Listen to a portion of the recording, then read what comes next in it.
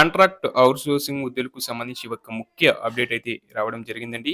ఇక విషయంలోకి వెళ్తే మున్సిపాలిటీల్లో చెత్త తరలింపు వాహనాలకు సంబంధించి అవుట్‌సోర్సింగ్ విధానాన్ని రద్దు చేసి డ్రైవర్లు, కార్మికులందరినీ పర్మనెంట్ చేయాలని AP municipal workers and employees federation CITU జిల్లా ప్రధాన కార్యదర్శి జగన్ మోహన్ రావు డిమాండ్ చేశారండి. ఈ మేరకు శనివారం స్థానిక రింగ్ రోడ్ డంపింగ్ యార్డ్ వద్ద కార్మికులతో కలిసి నిరసన చేపట్టారు.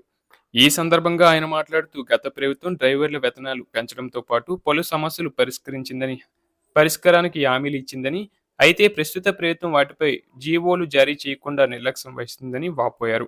ప్రస్తుతం మున్సిపల్ వాహనాలను అవుట్‌సోర్సింగ్‌కు అప్పగించే ప్రయత్నాలు జరుగుతున్నాయని, దీంతో కార్మికులకు అన్యాయం జరుగుతుందని ఆందోళన వ్యక్తం చేశారు. సుప్రీంకోర్టు మార్గదర్శకాల ప్రకారం కార్మికులను పర్మనెంట్ చేయాలని, 12వ పీఆర్సీ అమలు చేయాలని డిమాండ్ చేశారు. సమస్యలు పరిష్కరించకపోతే రాష్ట్ర వ్యాప్తంగా ఉద్యమం చేపడతామని హెచ్చరించారు. కార్యక్రమంలో పలువురు మున్సిపల్ డ్రైవర్లు, కార్మికులు పాల్గొన్నారు.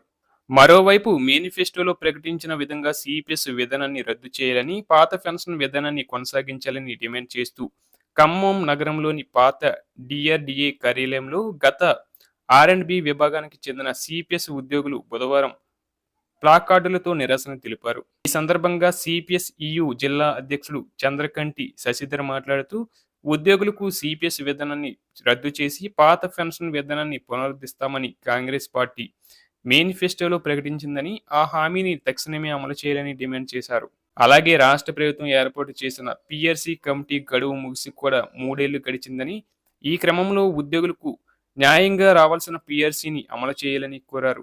సిపిఎస్ ఉద్యోగులకు రావాల్సిన డిఏ బకాయిలను ఒకేసారి చెల్లించాల్సింది పోయి వాయిదా పద్ధతిలో చెల్లించడం దౌర్భాగ్యమన్నారు.